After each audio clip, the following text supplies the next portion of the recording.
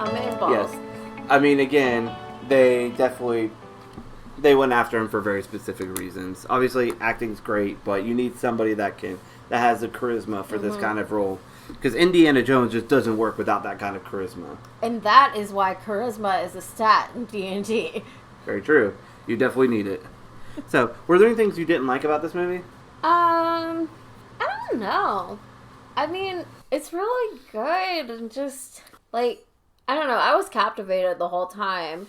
Mm-hmm. Like, yeah. I mean, I agree. I think this is a movie that has very few flaws. There's a reason why when something like the movie that shall not be named came out, that it just ripped the reputation apart for these kind of movies. Because these movies very much, not that they're scrutiny proof, I just think that any kind of like problems you have with these movies are just nitpicks. Like, everything's really good about it. The cinematography, everywhere they went for locations, the actors, even the score's really good. I mean, this is another one of those John Williams iconic scores, regardless of the fact that you have those moments where it kind of sounds a little Star Warsy. Oh, is this Princess Leia's theme?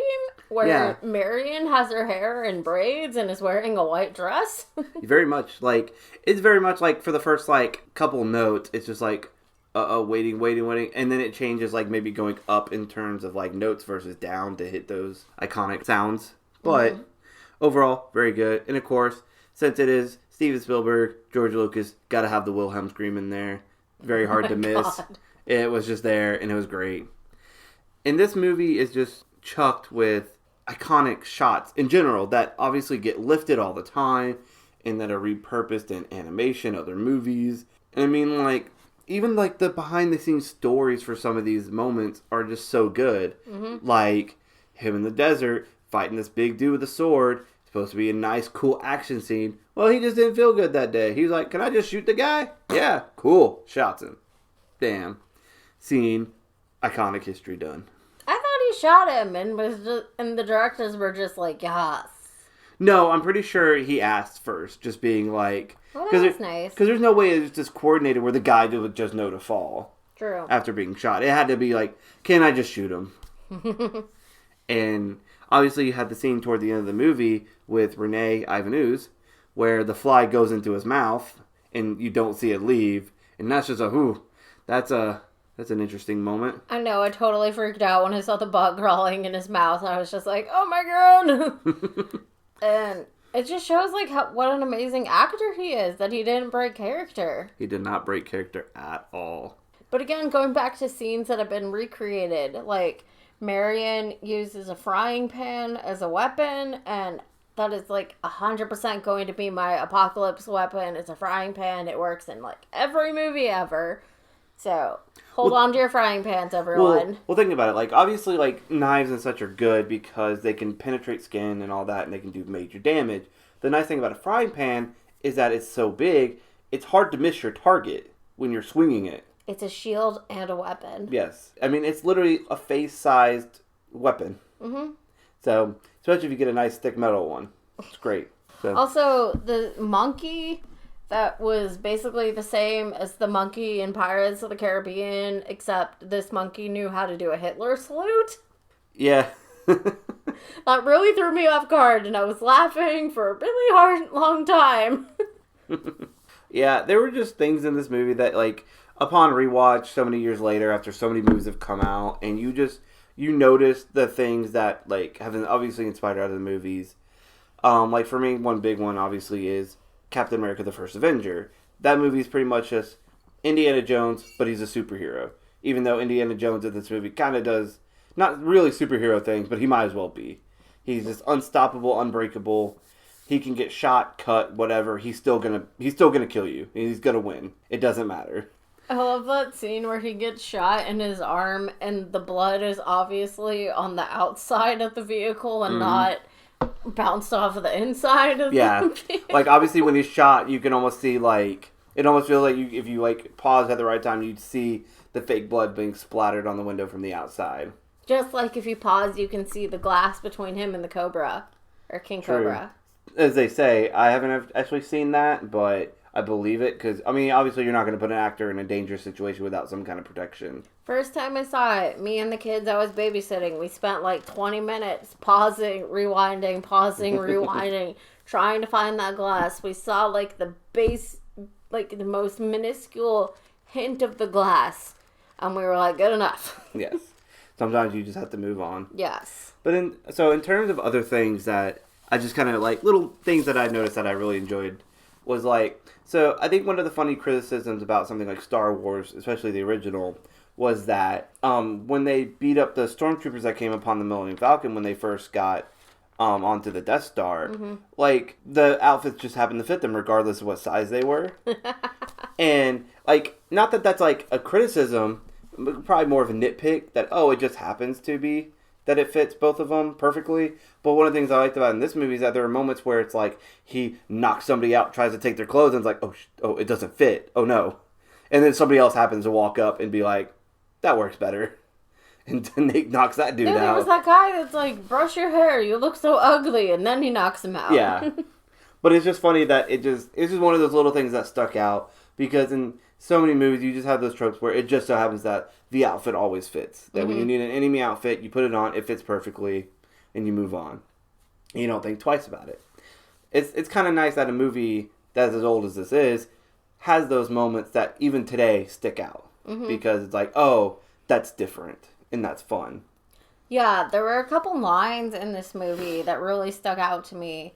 Like, Marion, when they're first in Cairo and she first gets captured by the Nazis, she's like, you can't do this to me. I'm an American. And it's like, that doesn't mean anything nowadays. To be fair, though, there are plenty of moments in this movie where the surrounding civilians are championing Indiana Jones. Like, they helped him out of any situation. Like, that's true. That bro moment at the end where they, like, hid where Indy drove the Ark. Well, think about even when he was talking to Renee Ivanuz, where all of a sudden they're about to shoot him and a bunch of kids run in and, like, block him as if he was, like, they were his, like, Indiana Jones loves human shields, everyone. Yeah. That's a fact. And so it just shows that they have this love for Indiana Jones, but maybe not everybody else. And obviously the question is, do they love Indy more or hate Indy or hate the Nazis more? But also there's like when Indy and Gimli are looking down into the pit of snakes and Gimli's just like, you go first.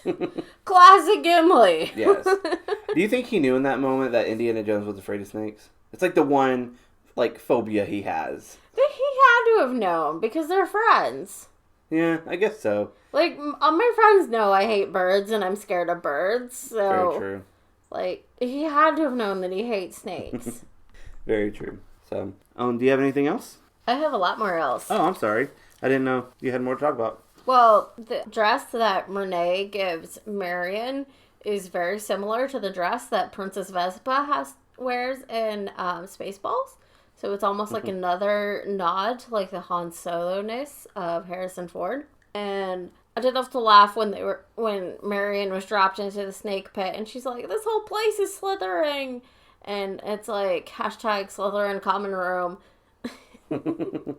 And when Indy was like, oh my god, it's a snake, and he drops the snake on Marion, it lands perfectly posed on Marion's shoulders, like when Brittany does the snake thing at her concert with the big yellow boa constrictor. Yeah. So Marion did it first. Brittany's not original. And again, earlier, going back to what we talked about, where, like, the random people in the background supported the Americans.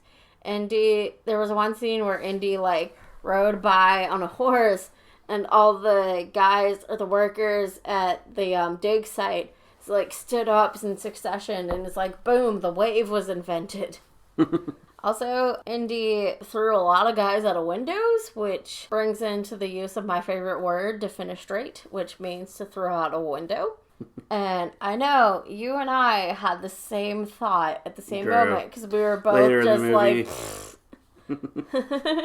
where you first see an X on this thing, like, and then it pans out, and it's the freaking Nazi swastika, and you're just like, no, X marks the spot.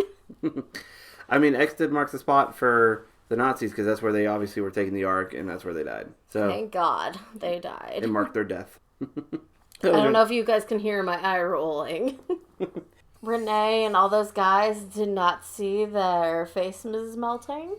They did not see their face melting at the very end of the movie, though they could probably see it when they went to the premiere of the movie. So I'm sure they definitely enjoyed that. I remember I was just sitting here whenever they opened the Ark, the Covenant. I was just like, what's in the box? Even though it's a totally different movie. It's a great movie. It's a good movie, but it's a totally different movie right now. It's definitely not Gwyneth Paltrow's head. Well, I hope not. I hope not too. And at this point, I think we're just going to call it here. So I think overall, yeah, it's a very good movie. It's fun to watch 40 years later. We obviously had a good time rewatching this movie. So on a scale of 1 to 10, what would you give this movie? 9. 9 out of 10? Mm-hmm. I think that's very reasonable as well. I think I'd probably give it a 9 out of 10 as well. I don't, like, giving a movie like a 10 out of 10 is just like, it's really hard. You have to be essentially a perfect movie. And not that Lord of the Rings. Well, maybe for you. I'm biased. Yes. Considering you've been calling him Gimli the whole time. It's just one of those moments that you watch this movie, it's a great movie. You're always going to enjoy watching this movie, even when you, let's say, down the road have kids, and you show them this adventure, and you know that they're going to love this movie.